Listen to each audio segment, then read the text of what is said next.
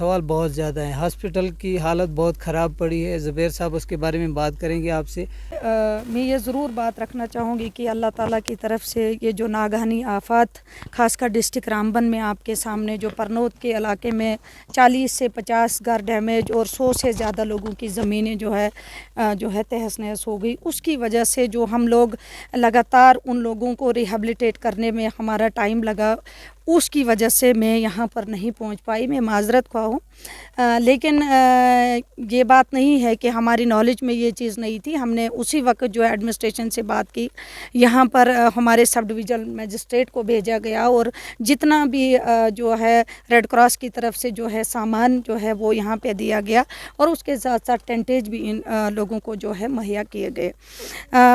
मैं ज़रूर ये बताना चाहूँगी कि मैं यहाँ पे लेट ज़रूर पहुँची हूँ, लेकिन कहीं ना कहीं हम लगातार कनेक्शन में रहे और कोशिश हमारी ये रही कि इन लोगों को कहीं न किसी तरीके से जो है इमदाद हम पहुँचा सकें। ये 3 फैमिलीज़ है, तो 3 फैमिलीज़ को 1,30,000 के हिसाब से जो है गवर्नमेंट की तरफ से इनको दिया जाएगा। दूसरा, हमारी ये कोशिश है कि हम इनको MG नरेगा के तहत कैटल शेड में पर फैमिली जो है 1-1 लाख इनको कैटल शेड का भी हम इनको हेल्प करेंगे और उसके साथ साथ हम DDC फंड्स अपने फंड से भी हम जो है इनको 2 लाख रुपए जो है इनका जो वॉशरूम जो बनेगा 3 घरों का 1 बाथरूम जो है वो हम इनको अपनी तरफ से देंगे। ऐसा नहीं है, टाइम हर चीज़ में लगता है, लेकिन कहीं ना कहीं गवर्नमेंट जो है नॉन सीरियस है, जिसमें हम लोग भी कुछ कर नहीं पा रहे हैं। हम लगातार गुहार लगा रहे हैं, हम अपनी डिमांड रख रहे हैं, लेकिन कोशिश ये है कि जल्द अज जल्द ये कहीं जब तक ये एग्जीक्यूट नहीं होगा, ज़मीन पे ये चीज़ नहीं लाई जाएगी, तब तक नेचुरली है पब्लिक तो सवाल करेगी।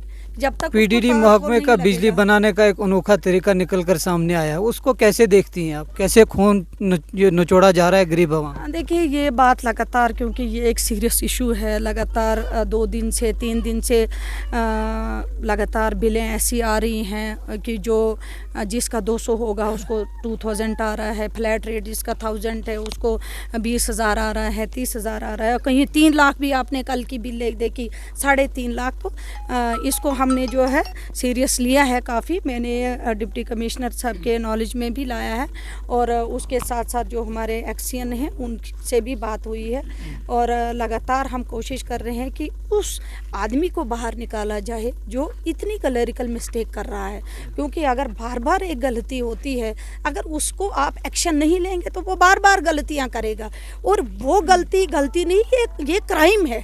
आप किसी की ज़िंदगी के साथ खेल रहे हैं। आप अगर एक गरीब को 3 लाख की बिल थमा देंगे जो 100 रुपये देने के लायक नहीं है, या वो 200 की बिजली जलाता है, तो नेचुरली अचानक उसको हार्ट अटैक भी हो सकता है कि मैं 3 लाख कहाँ से लाऊंगा। और आपको ये पता है कि आज तक गवर्नमेंट बिजली बिल कभी माफ़ नहीं कभी माफ़ करती है, लेकिन अगर किसी की ज़्यादा बन गई तो उसको लास्ट में फिर पुलिस के ज़रिए वो रिकवर की जाती है। तो इसलिए इस चीज़ से हमने इंशाल्लाह इसको हम सीरियसली लेंगे।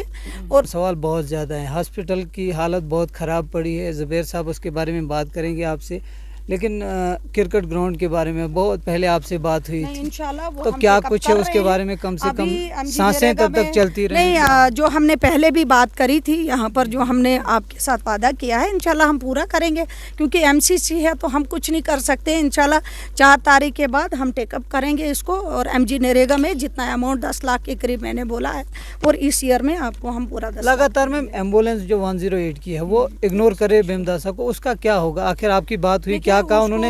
ये मसला हल होगा या कभी नहीं होगा? उम्मीद छोड़ दें। हल होगा, और इस पे हमने जब आपका ये यहाँ से वीडियो वायरल हुआ था, हमने पूरा टेकअप किया उसको, और ये बात यहीं तक नहीं, ये कमिश्नर तक बात गई, क्योंकि कमिश्नर हमारे काफ़ी एक्टिव हैं। ऐसा नहीं है, जब उनके पास नॉलेज में ये बात आई उन्होंने पूरा इसका जो है नोट लिया और कम्प्लीटली इनको इंक्वायरी हुई, और इंशाल्लाह मुझे उम्मीद है कि आइंदा जब भी आप यहाँ से 4 दिन पहले मैंने मैम कॉल की थी, फिर उन्होंने नकार दिया। नहीं, फिर आपको मुझे इन्फॉर्म करना चाहिए था उस चीज़ के लिए, आपने राइटिंग में मुझे भेजना था, क्योंकि ऐसा नहीं है, जब हम यहाँ पहुँच सकते हैं तो एम्बुलेंस भी पहुँच सकती है। और ऐसा नहीं है कि एम्बुलेंस बड़ी वाली क्यों भेजते हैं, छोटी वाली एम्बुलेंस भेजें।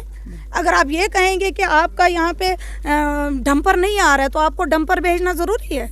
आप छोटी गाड़ियाँ, आपके पास सूमोज़ हैं, आपके पास वैन है, आपके पास 108 भी कोई इतनी बड़ी गाड़ी नहीं है, लगातार आपकी गाड़ियाँ चलती हैं, इको है, तो ये चीज़ें आप आइंदा अगर ये करेंगे तो मुझे लगता है फिर ये अपनी नौकरी के साथ खेल रहे हैं हम तो। बहुत बहुत शुक्रिया मैम आपका बात करने के लिए। फ़िलहाल हम आपसे यहाँ से इजाज़त चाहेंगे। अल्लाह हाफिज़।